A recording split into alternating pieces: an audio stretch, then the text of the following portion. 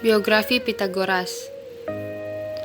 Masa kecil Pitagoras. Pitagoras terlahir dari pasangan suami istri M. Necartius dan Piteis pada tahun 570 sebelum Masehi di Samon Agea, utara Yunani. Sebagai anak dari seorang pedagang, Pitagoras termasuk sosok lelaki yang penuh semangat dan optimis.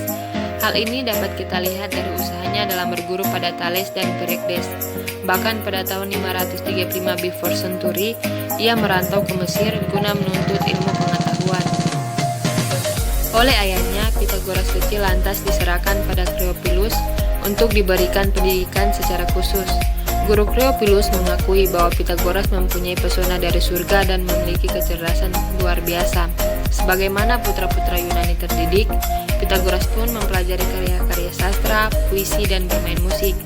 Setelah dinyatakan lulus dari guru Cleophilus, Pitagoras selanjutnya berguru pada Perikles. Guru kedua itu juga memberikan banyak bekal pada Pitagoras mengenai filsafat, mistik, dan mitologi. Perikles merupakan guru yang hebat dan selalu dikelilingi pemuda-pemuda yang ingin mempelajari berbagai hal. Pitagoras sendiri memperoleh pelajaran dari Perikles secara privat alias khusus. Dari Perikles itulah Pitagoras memperoleh ajaran mengenai hubungan jiwa dan tubuh. Perikles mengatakan ada lubang-lubang di tubuh yang menyebabkan jiwa bisa berpindah. Karenanya, wahai Pitagoras, belajarlah memurnikan jiwa dengan hidup seimbang. Dikenal sebagai bapak bilangan, dia memberikan sumbangan yang penting terhadap filsafat dan ajaran keagamaan pada akhir abad ke-6 sebelum Masehi.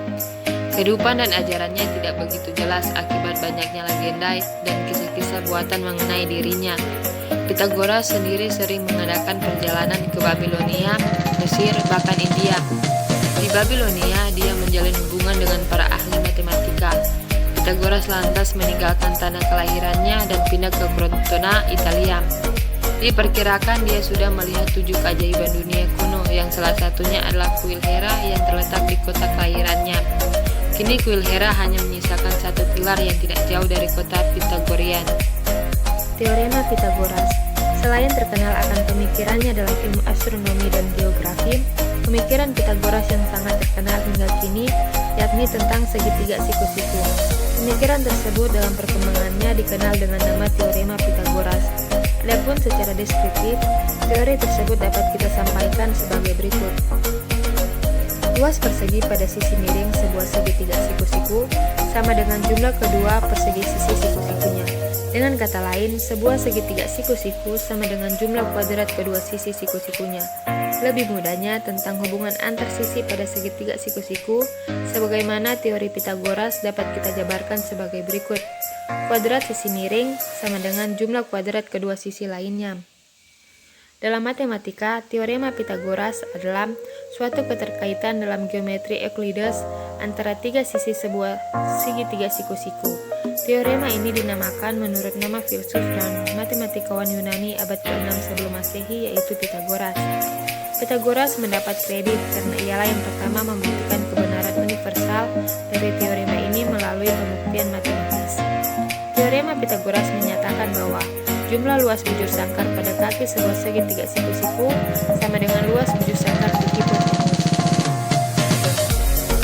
Akan halnya Sulba Sutra, dia juga menyatakan bahwa tali yang direntangkan sepanjang diagonal sebuah persegi panjang akan menghasilkan luas yang menghasilkan sisi vertikal dan horizontalnya.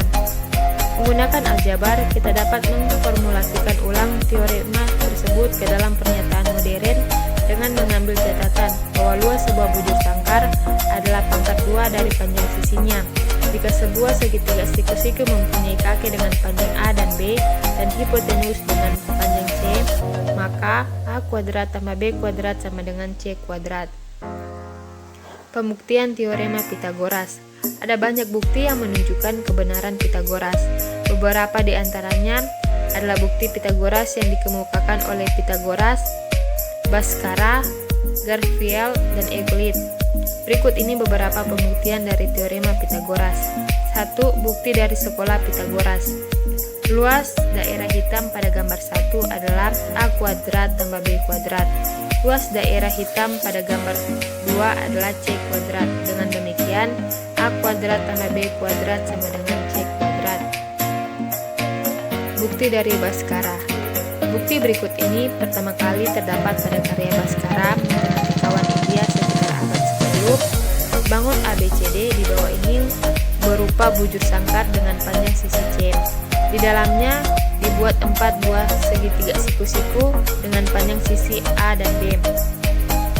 Luas PQRS tambah 4 kali luas ABQ sama dengan luas ABCD. A B kurang A kuadrat tambah 4 kali 1/2A kali B sama dengan C kuadrat. B kuadrat kurang 2AB tambah A kuadrat tambah 2AB sama dengan C kuadrat. Jadi A kuadrat tambah B kuadrat sama dengan C kuadrat.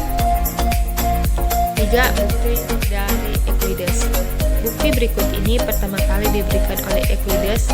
Perhatikan gambar di bawah ini. DBQE sama dengan NLBD. Kedua bangun kongruen. Sama dengan MLBC. Alas sama BL dengan tinggi tetap BD. Sama dengan SRBC.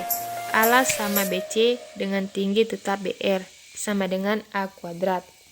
ADEB sama dengan KNDA. Kedua bangun kongruen. Sama dengan KMCA. Alas sama AK dengan tinggi tetap AD. Sama dengan UTCA.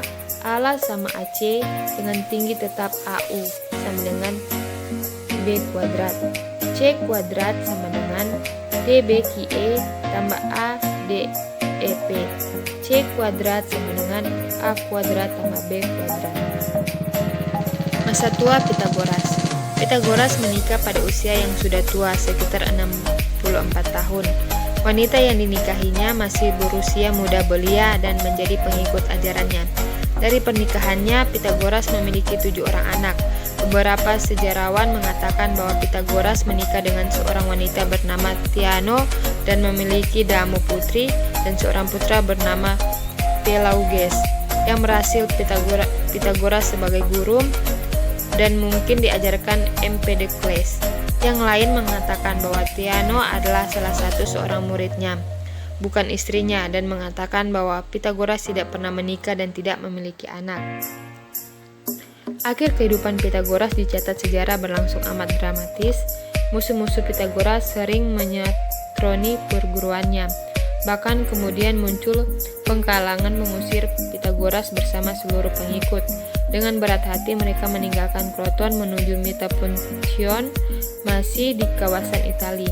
Di Metapuntion itulah Pitagoras mempertahankan pendepokannya sampai akhir.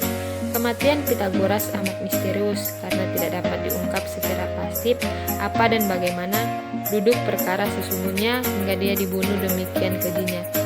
Ini berbeda dengan kematian Socrates yang sangat jelas sebabnya, sedangkan kematian Pitagoras tertutup kabut sejarah, misterius dan kontroversial.